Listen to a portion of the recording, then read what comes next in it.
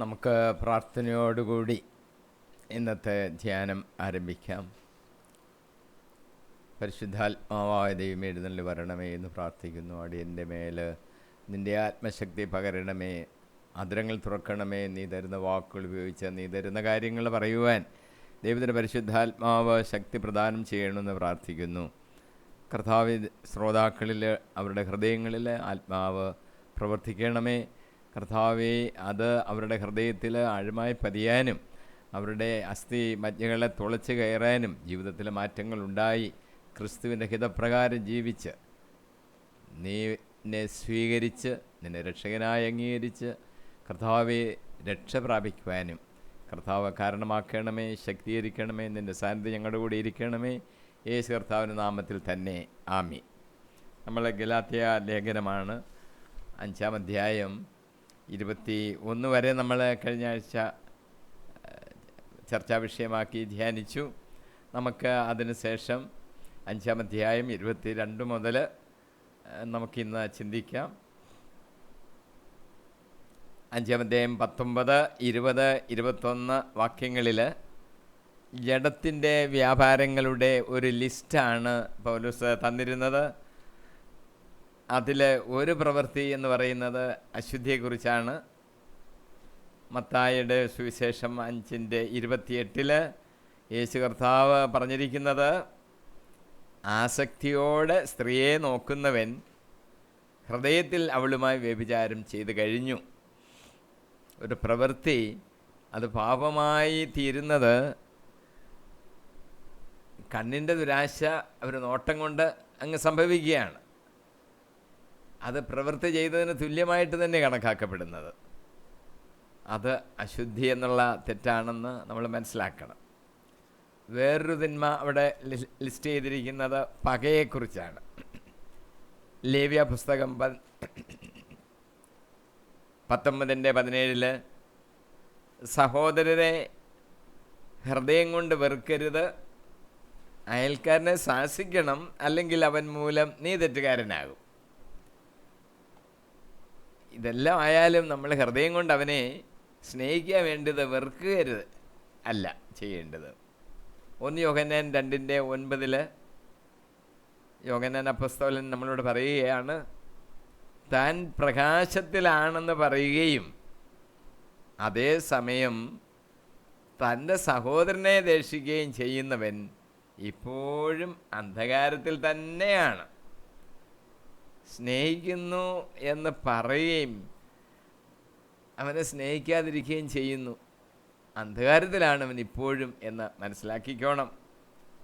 മർക്കോസ് 6-ാം അധ്യായം 18, 19 വാക്യങ്ങളിൽ യോഹന്നാൻ സ്നാപകൻ ഹെരോദേസിനോട് ഒരു ഉപദേശവും നിർദ്ദേശവും കൊടുത്തിരുന്നു. സഹോദരൻ്റെ ഭാര്യയെ നീ സ്വന്തമാക്കുന്നത് നിഷിദ്ധമാണ്. തന്മൂലം ഹെരോദിയായിക്ക് യോഹന്നാനോട് വിരോധം തോന്നി അവനെ വധിക്കാൻ അവൾ ആഗ്രഹിച്ചു. ഉണ്ടോ, പക അവളിൽ കടന്നുകൂടിയിരിക്കുന്നു. ലൂക്കോസ് 6:11 യേശു ഒരു ശാബതത്തിൽ കൈ സൂക്ഷിച്ച ഒരു മനുഷ്യനെ സിനഗോഗിൽ വെച്ച് സുഖപ്പെടുത്തി. നിയമജ്ഞരും ഫരീസേരും രോഷാകുലരായി യേശുവിനോട് എന്താണ് ചെയ്യേണ്ടത് എന്നവർ പരസ്പരം ആലോചിച്ചു.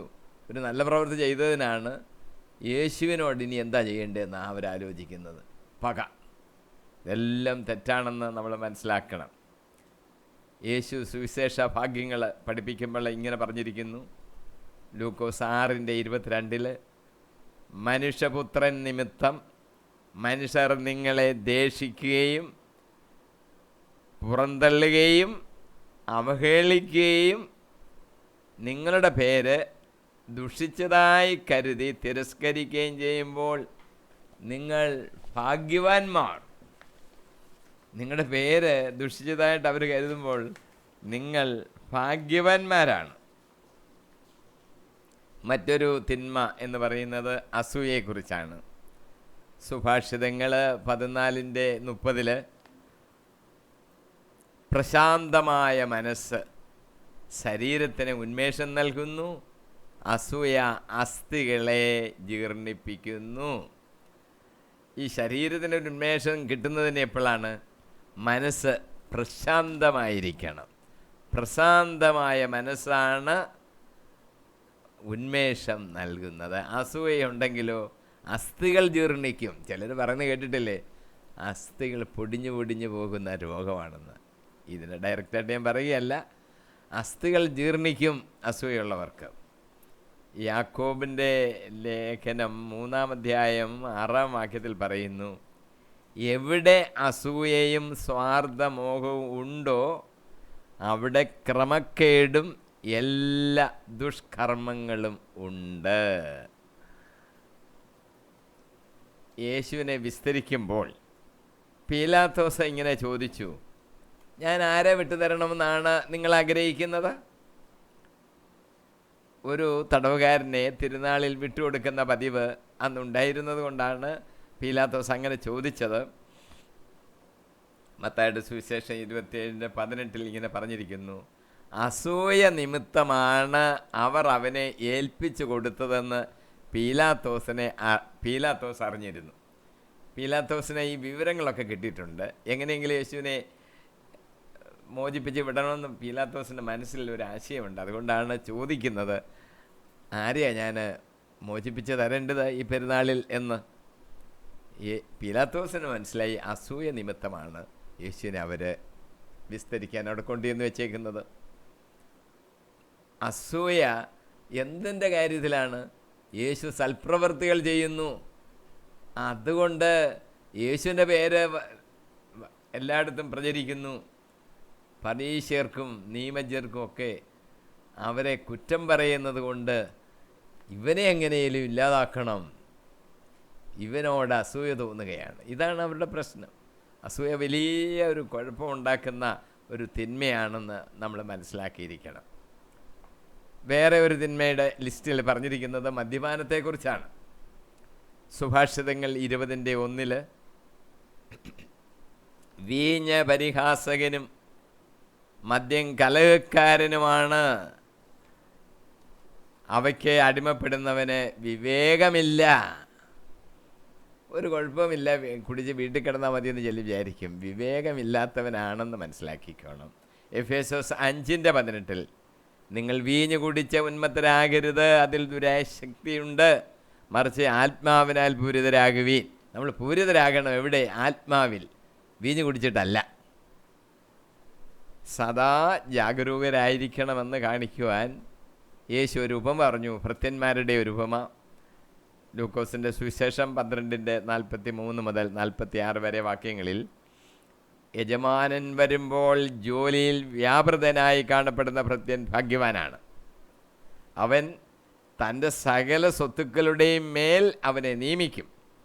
എന്നാൽ ആ ഭൃത്യൻ തൻ്റെ യജമാനൻ വരാൻ വൈകും എന്ന ഉള്ളിൽ കരുതി യജമാനൻ്റെ ദാസന്മാരെയും ദാസിമാരെയും അടിക്കാനും തിന്നുകുടിച്ച് ഉന്മത്തനാകാനും തുടങ്ങിയാൽ പ്രതീക്ഷിക്കാത്ത ദിവസത്തിലും അറിയാത്ത നാഴികയിലും മണിക്കൂറിലും യജമാനൻ വരികയും അവനെ ശിക്ഷിച്ച് അവൻ്റെ പങ്ക് അവിശ്വാസികളോടുകൂടെ ആക്കുകയും ചെയ്യും. അവിശ്വാസികൾക്ക് നിത്യനരകം കിട്ടും. ആ ഭാഗത്തോട്ട് അവരെ കൊണ്ടങ്ങ് വിടും. എപ്പോഴാണ് വരുന്നതെന്ന് വെച്ചാൽ പ്രതീക്ഷിക്കാത്ത ദിവസത്തിലും അറിയാത്ത മണിക്കൂറിലും. എപ്പോഴാണ് ഈ മരണം നമ്മളെ വന്ന് പിടികൂടുന്നത്? എനിക്കിനി അങ്ങ് ആയുസ് കിടക്കുക, ഞാൻ അങ്ങനെ സുഖമായിട്ട് ജീവിക്കാമെന്നൊക്കെ ചിലർ വിചാരിക്കും. അറിയാത്ത ദിവസത്തിലും മണിക്കൂറിലും പിടികൂടും. ഈ രാത്രിയിൽ നിൻ്റെ ആത്മാവിനെ തിരികെ ചോദിച്ചാൽ പകരം എന്ത് കൊടുക്കും? ഇത് യേശു ചോദിക്കുകയാണ്. ഇന്ന് നമ്മൾ വാക്യം 21 പറഞ്ഞിരിക്കുന്നു, ഇത്തരം പ്രവൃത്തികളിൽ ഏർപ്പെടുന്നവർ ദൈവരാജ്യം അവകാശപ്പെടുത്തുകയില്ലെന്ന് മുമ്പ് ഞാൻ നിങ്ങൾക്ക് നൽകിയതാക്കിയത് ഇപ്പോഴും ആവർത്തിക്കുന്നു. പൗലോസ് തന്നിരിക്കുന്ന ഈ ലിസ്റ്റ് നമ്മൾ കൃത്യമായി മനസ്സിലാക്കിയിരിക്കണം. ബാഹ്യമായി മറ്റുള്ളവരുടെ മുമ്പിൽ നല്ലവരായി കാണപ്പെട്ടാലും ഈ തിന്മകൾ ചെയ്യുന്നവർ ദൈവരാജ്യം അവകാശപ്പെടുത്തുകയില്ല. മറ്റുള്ളവർ കാണാതെ രഹസ്യമായി തിന്മകൾ ഏർപ്പെട്ടാലും ദൈവം എല്ലാം കാണുന്നുണ്ട് എന്ന് അറിഞ്ഞിരിക്കണം. പൗലോസ് പറയുന്നത് ഈ താക്കീതേ മുമ്പ് ഞാൻ നിങ്ങളോട് പറഞ്ഞിട്ടുള്ള താക്കീത് തന്നെയാണ്, ഇപ്പോഴും ഞാനത് ആവർത്തിക്കുന്നു. ചില കാര്യങ്ങൾ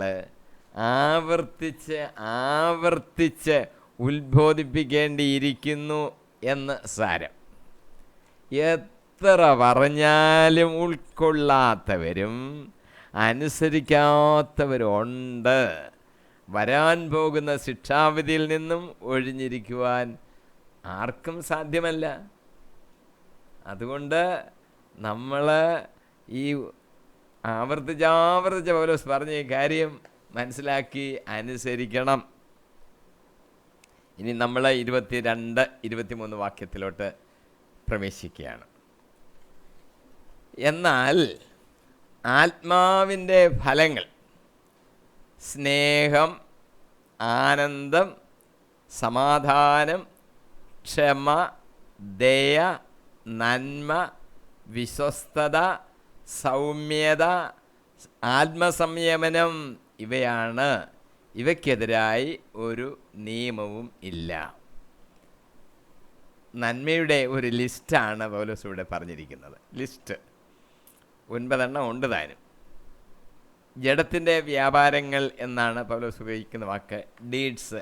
അതിന് ഇർഗോ എന്നാണ് അതിൻ്റെ ഒറിജിനൽ ഭാഷ, എർഗോ.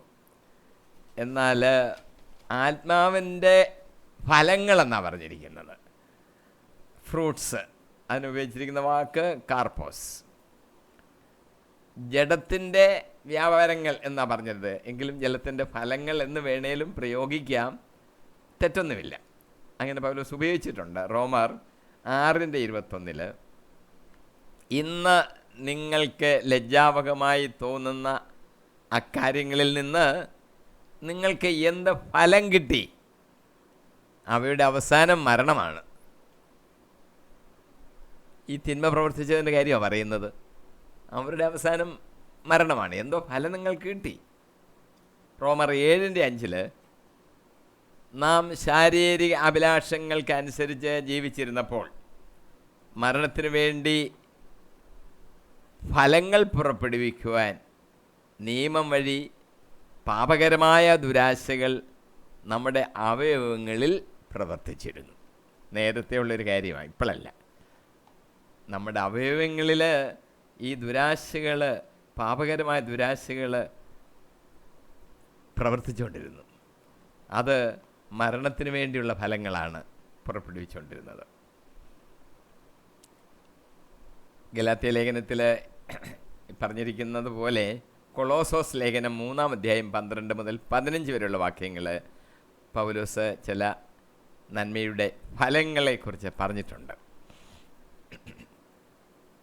ദൈവത്തിൻ്റെ തിരഞ്ഞെടുക്കപ്പെട്ടവരും വാത്സല്യഭാജനങ്ങളും പരിശുദ്ധരും എന്ന നിലയിൽ നിങ്ങൾ കാരുണ്യം, ദയ, വിനയം, സൗമ്യത, ക്ഷമ എന്നിവ ധരിക്കുവീൻ. ഒരാൾക്ക് മറ്റൊരാളോട് പരിഭവമുണ്ടായാൽ പരസ്പരം ക്ഷമിച്ച് സഹിഷ്ണുതയോടെ വർത്തിക്കുവീൻ. കർത്താവ് നിങ്ങളോട് ക്ഷമിച്ചതുപോലെ തന്നെ നിങ്ങളും ക്ഷമിക്കണം. സർവോപരി എല്ലാറ്റിനെയും കൂട്ടിയിണക്കി പരിപൂർണമായ ഐക്യത്തിൽ ബന്ധിക്കുന്ന സ്നേഹം പരിശീലിക്കുവീൻ. ക്രിസ്തുവിൻ്റെ സമാധാനം നിങ്ങളുടെ ഹൃദയത്തെ ഭരിക്കട്ടെ. ഈ സമാധാനത്തിലേക്കാണ് നിങ്ങൾ ഏക ശരീരമായി വിളിക്കപ്പെട്ടത്. അതിനാൽ നിങ്ങൾ കൃതജ്ഞതാ നിർഭയർ ആയിരിക്കുവീൻ. ആത്മാവിൻ്റെ ഫലമെന്നാണ് ഗലാത്യ ലേഖനത്തിലെ പൗലോസ് എഴുതിയിരിക്കുന്നത്.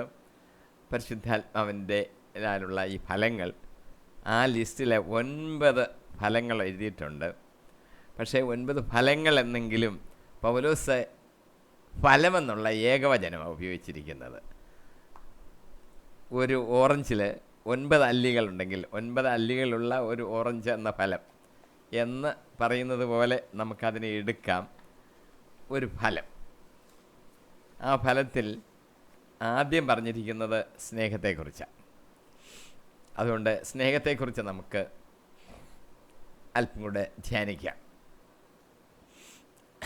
ദൈവം സ്നേഹമാകുന്നു. ദൈവം എല്ലാവരെയും സ്നേഹിക്കുന്നു. അതാണ് എൻ്റെ പ്രത്യേകത. ചിലരെ സ്നേഹിക്കുന്നില്ല, അങ്ങനല്ല.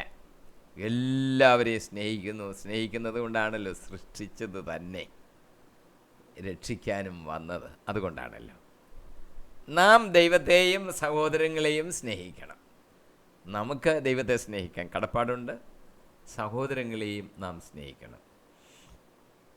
സ്നേഹത്തെ സംബന്ധിക്കുന്ന ഒരു ഗീതം ബൈബിളിലുണ്ട്.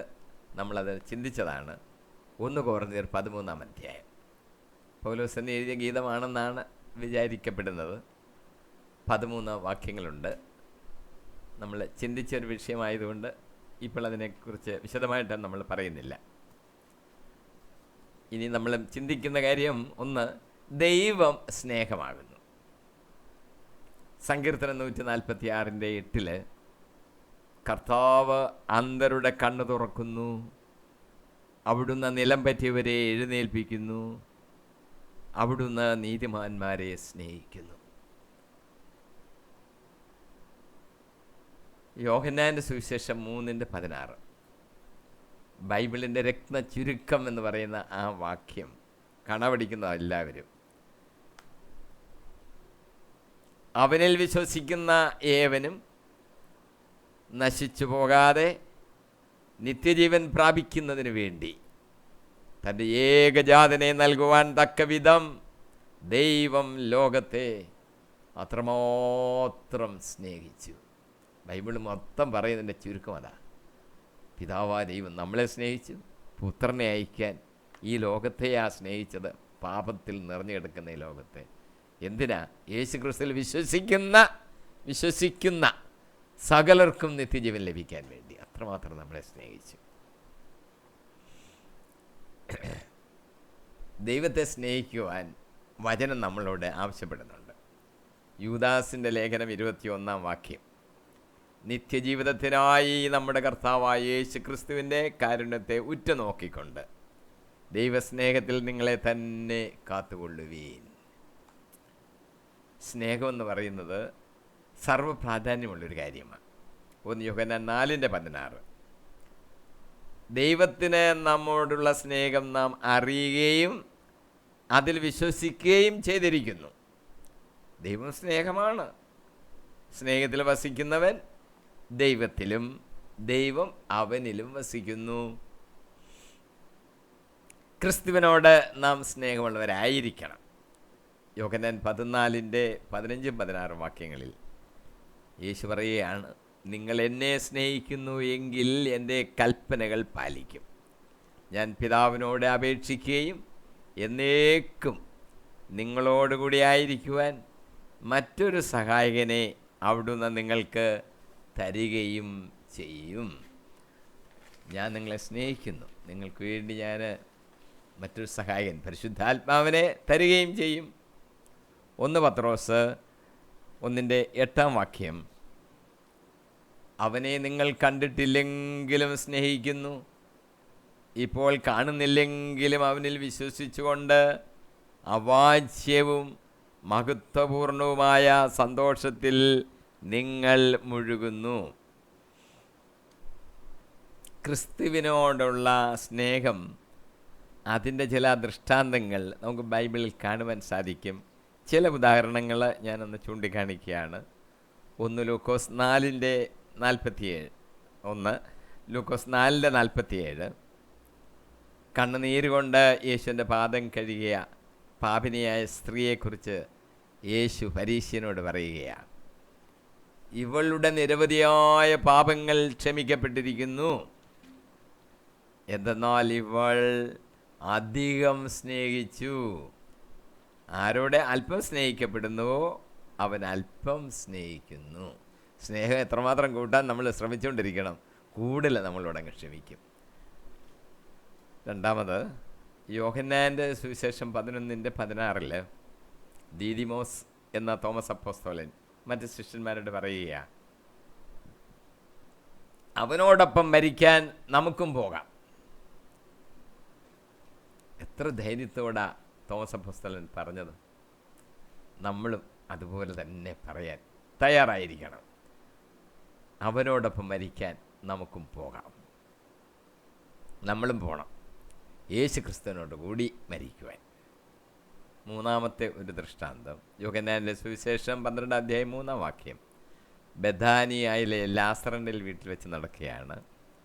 മറിയം വിലയേറിയതും ശുദ്ധവുമായ ഒരു കുപ്പി നാർദീൻ സുഗന്ധതൈലം എടുത്ത് യേശുവിൻ്റെ പാദങ്ങളിൽ പൂശുകയും തൻ്റെ തലമുടി കൊണ്ട് അവൻ്റെ പാദങ്ങൾ തുടയ്ക്കുകയും ചെയ്തു. മറിയം അത്രമാത്രം ആദരപൂർവമാണ് യേശുവിനോട് ചെയ്തത്. അവൾ ആ തൈലം യേശുവിൻ്റെ പാദങ്ങളിൽ പൂശുകയാണ്. നാലാമതൊരു സംഗതി യോഹന്നാൻ സുവിശേഷം 20:1 നമുക്ക് കാണുവാൻ സാധിക്കും. ആഴ്ചയുടെ 1-ാം ദിവസം അതിരാവിലെ ഇരുട്ടായിരിക്കുമ്പോൾ തന്നെ മഗ്ദലേന മറിയം ശവകുടീരത്തിൻ്റെ സമീപത്തേക്ക് വന്നു. യേശുവിനെ അടക്കി ഞായറാഴ്ച നേരം വെളുക്കാൻ തുടങ്ങുമ്പോഴത്തേന് ഈ മഗ്ദലേന മറിയം ഓടി, പട്ടാളക്കാർ നിൽക്കുന്നൊന്നും അവൾ നോക്കുന്നില്ല, ശവകുടീരത്തിൻ്റെ അടുത്തേക്ക് വന്നു. യേശുവിനോടുള്ള സ്നേഹമാണ് ഈ ഓട്ടത്തിന് അവളെ പ്രേരിപ്പിച്ചത്. വേറൊരു സന്ദർഭം യോഹന്നാൻ സുവിശേഷം 21:16 ഉയർപ്പെഴുന്നേൽപ്പിന് ശേഷം യേശു പ്രത്യക്ഷപ്പെടുന്ന ഒരു കാര്യമാണ്. യേശു 2-ാം പ്രാവശ്യവും യേശു ചോദിച്ചു, യോഹന്നാൻ്റെ പുത്രനായ ശിമയോനെ, നീ എന്നെ സ്നേഹിക്കുന്നുവോ? അവൻ പറഞ്ഞു, കർത്താവേ, ഞാൻ നിന്നെ സ്നേഹിക്കുന്നു എന്ന് നീ അറിയുന്നുവല്ലോ. യേശു അളക്കുന്നത് ഈ സ്നേഹത്തെയാണ്. നീ എന്നെ സ്നേഹിക്കുന്നുവോ? 3 പ്രാവശ്യം ചോദിച്ചു. അപ്പോഴത്തേന് പത്രോസ് കരഞ്ഞു പോയി എന്ന് നമുക്കറിയാം. 6-ാമത്തെ ഒരു ദൃഷ്ടാന്തം റോമർ 9:39 പൗലോസ് പറയുക, ഉയരത്തിനോ ആഴത്തിനോ മറ്റേതെങ്കിലും സൃഷ്ടിക്കോ നമ്മുടെ കർത്താവായ യേശു ക്രിസ്തുവിലൂടെയുള്ള ദൈവസ്നേഹത്തിൽ നിന്ന് നമ്മെ വേർപെടുത്തുവാൻ കഴിയുകയില്ലെന്ന് എനിക്ക് ഉറപ്പുണ്ട്. എനിക്ക് നല്ല ഉറപ്പാണ്. ഓർക്കും കർത്താവിൽ കൂടിയുള്ള ദൈവസ്നേഹത്തിൽ നിന്ന് വേർപെടുത്തുവാൻ ഒന്നിനും കഴിയുകയില്ല.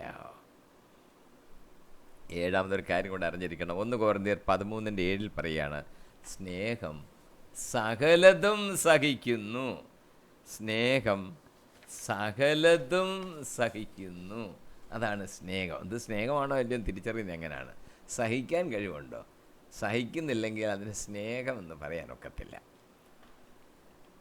ഇനി നമ്മൾ ഈ സ്നേഹത്തിൻ്റെ ചില ആത്മീയ തലത്തിലുള്ള ചില ചിന്തകളിലേക്ക് നമ്മൾ കടക്കുകയാണ്.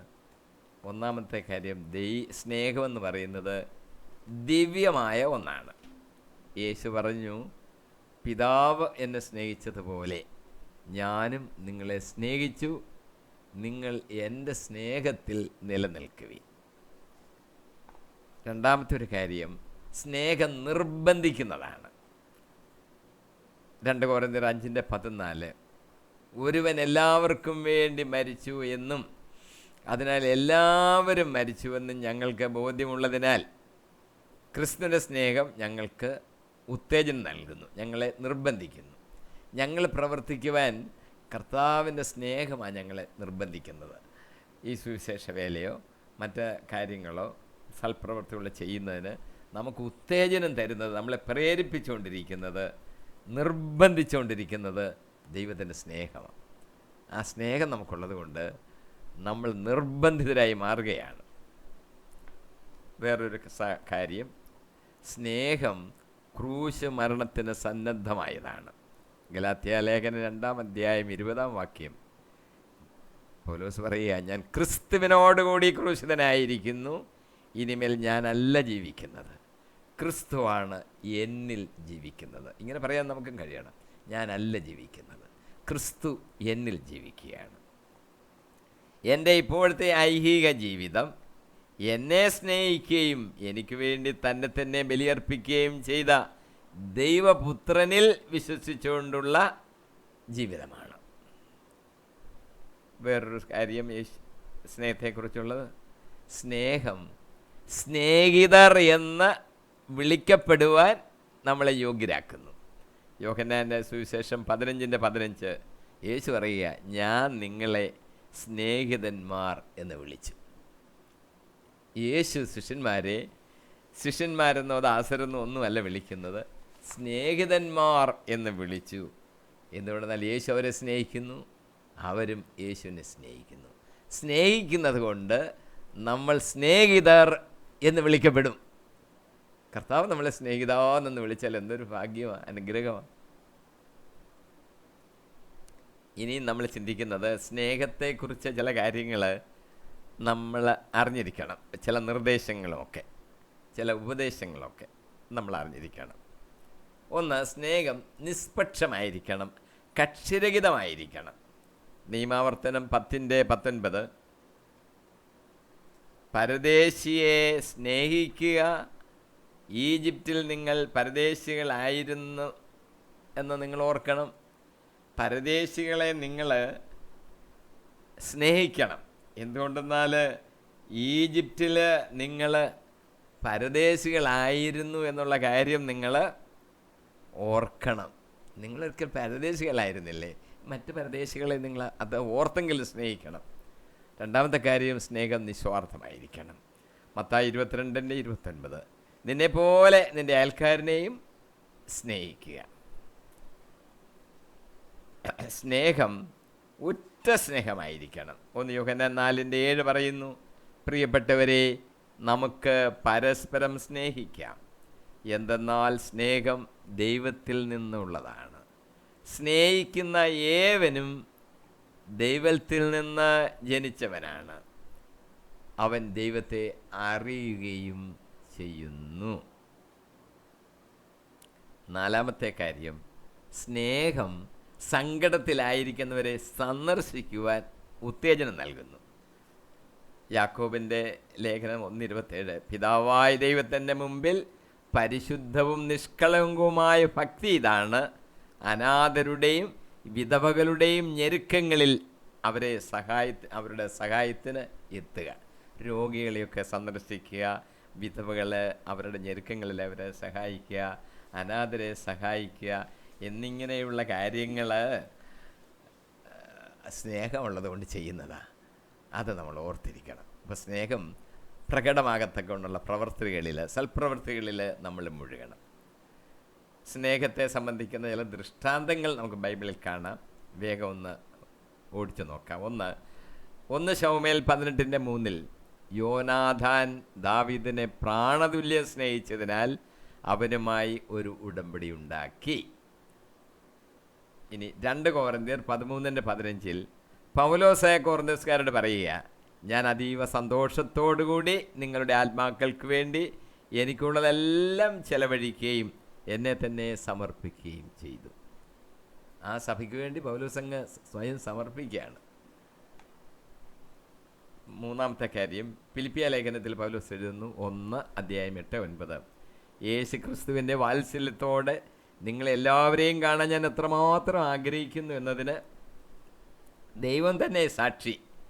നിങ്ങളുടെ സ്നേഹം ജ്ഞാനത്തിലും എല്ലാ തരത്തിലുമുള്ള വിവേചനാശക്തിയിലും ഉത്തരോത്തരം വർദ്ധിച്ചു വരട്ടെ എന്ന് ഞാൻ പ്രാർത്ഥിക്കുന്നു.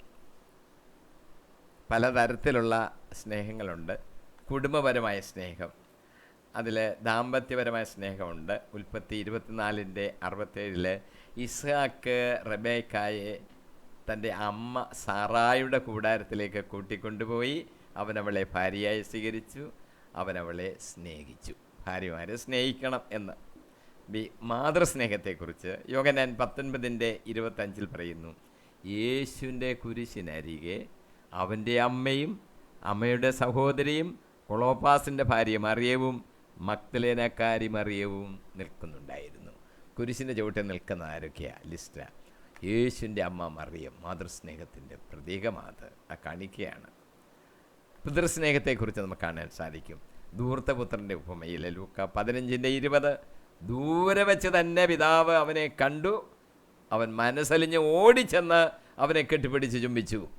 പാപിയാണെന്നൊന്നും അല്ല നോക്കുന്നത്, എൻ്റെ മകൻ വന്നു, മരിച്ചവനായിരുന്നു, ഇപ്പോൾ ജീവനോട് തിരിച്ചു വന്നു, കെട്ടിപ്പിടിച്ച് ചുംബിച്ചു. ഭാര്യ ഭർത്താക്കന്മാരുടെ തമ്മിലുള്ള സ്നേഹത്തെക്കുറിച്ച് എഫേസ്യർ 5:25, ഭർത്താക്കന്മാരെ ക്രിസ്തു സഭയെ സ്നേഹിക്കുകയും അവളെ വിശുദ്ധീകരിക്കാൻ വേണ്ടി തന്നെ തന്നെ സമർപ്പിക്കുകയും ചെയ്തതുപോലെ നിങ്ങൾ ഭാര്യമാരെ സ്നേഹിക്കണം. ഭാര്യമാരെ സ്നേഹിക്കേണ്ടത് എങ്ങനെയാണ് നമ്മൾ പ്രത്യേകം അവിടെ ഓർത്തോണം. ക്രിസ്തു സഭയെ സ്നേഹിച്ചതുപോലെ ഭാര്യമാരെ സ്നേഹിക്കണം. ക്രിസ്തുവിനെ സ്നേഹിച്ചാലുള്ള ചില അനുഗ്രഹങ്ങൾ ഒന്ന് നോക്കിക്കളയാം. ഒന്ന്, പരിശുദ്ധാത്മാവിനെ നമുക്ക് കിട്ടും. യോഹന്നാൻ 14:15-16 നിങ്ങൾ എന്നെ സ്നേഹിക്കുന്നുവെങ്കിൽ എൻ്റെ കൽപ്പന പാലിക്കും. ഞാൻ പിതാവിനോട് അപേക്ഷിക്കുകയും എന്നേക്കും നിങ്ങളോടുകൂടി ഇരിക്കുവാൻ മറ്റൊരു സഹായകനെ അവിടെ നിന്ന് നിങ്ങൾക്ക് തരികയും ചെയ്യും. പിതാവിൻ്റെയും പുത്രൻ്റെയും വാസം നമ്മളിലുണ്ടാകും. യോഹന്നാൻ്റെ സുവിശേഷം 14:23 യേശു പ്രതിവചിച്ചു, എന്നെ സ്നേഹിക്കുന്നവൻ എൻ്റെ വചനം പാലിക്കും. അപ്പോൾ എൻ്റെ പിതാവ് അവനെ സ്നേഹിക്കുകയും ഞങ്ങൾ അടുത്ത് വന്ന് അവനിൽ വാസം ഉറപ്പിക്കുകയും ചെയ്യും. മൂന്നാമത്തെ ഒരു വാഗ്ദാനം, കൃപയും നിത്യജീവനും ലഭിക്കുന്നു. എഫേസോസ് 6:24 നമ്മുടെ കർത്താവായ യേശു ക്രിസ്തുവിനെ സ്നേഹിക്കുന്ന എല്ലാവർക്കും കൃപയും നിത്യജീവനും ഉണ്ടാകട്ടെ. ഉണ്ടോ? യേശുവിനെ, കർത്താവായ യേശുവിനെ സ്നേഹിക്കുമ്പോൾ നമുക്ക് കൃപ ലഭിക്കുന്നു, നിത്യജീവൻ ലഭിക്കുന്നു. ഇന്ന് നമ്മൾ പഠിച്ച് ധ്യാനിച്ചത് ഗലാത്യ 5:22-23 വാക്യങ്ങളാണ്. ജഡത്തിൻ്റെ തിന്മകൾക്ക് ഒക്കെ നമ്മൾ എതിരായിട്ട് അതിൽ നിന്നൊക്കെ മാറി നിൽക്കണം, ഒഴിഞ്ഞു നിൽക്കണം. അങ്ങനെ പൗലോസ് ആഹ്വാനം ചെയ്യുകയാണ്. ആത്മാവിൻ്റെ ഫലം നാം ഓരോന്നായിട്ട് പഠിക്കുകയാണ്. അതിൽ ഇന്ന് നമ്മൾ ചിന്തിച്ചത് സ്നേഹത്തെക്കുറിച്ചാണ്. അതാണ് നമ്മൾ ഇന്ന് ധ്യാനിച്ചത്. ദൈവം തന്നെ സ്നേഹമാണ്. നാം ദൈവത്തെയും സഹോദരങ്ങളെയും സ്നേഹിക്കേണ്ടതിൻ്റെ പ്രാധാന്യമൊക്കെയാണ് നമ്മൾ ഇന്ന് ചിന്തിച്ചത്. ക്രിസ്തുവിനോടുള്ള സ്നേഹം, സ്നേഹത്തിൻ്റെ ചില ആത്മീയ വശങ്ങൾ, ഇവയെല്ലാം നാം വിശകലനം ചെയ്തു. പരിശുദ്ധാത്മാവിൻ്റെ ഫലം നമുക്ക് ഇങ്ങനെ പ്രാപിക്കാം. സ്നേഹത്തെക്കുറിച്ചാണ് നമ്മൾ ഇന്ന് ചിന്തിച്ചത്. അടുത്ത 116-ാമത്തെ എപ്പിസോഡിൽ തുടർന്നുള്ള ഫലങ്ങളെക്കുറിച്ച് നമുക്ക് വിശദമായിട്ട് ചിന്തിച്ച് പഠിച്ച് ധ്യാനിക്കാം. ദൈവത്തിൻ്റെ പരിശുദ്ധാത്മാവ് നമ്മളെ നയിക്കട്ടെ. സ്നേഹത്തോടുകൂടി ജീവിക്കാൻ ആത്മാവ് നമ്മളെ സഹായിക്കട്ടെ പ്രാർത്ഥിക്കുന്നു. യേശു കർത്താവിൻ്റെ നാമത്തിൽ തന്നെ. ആമേൻ, ആമേൻ, ആമേൻ.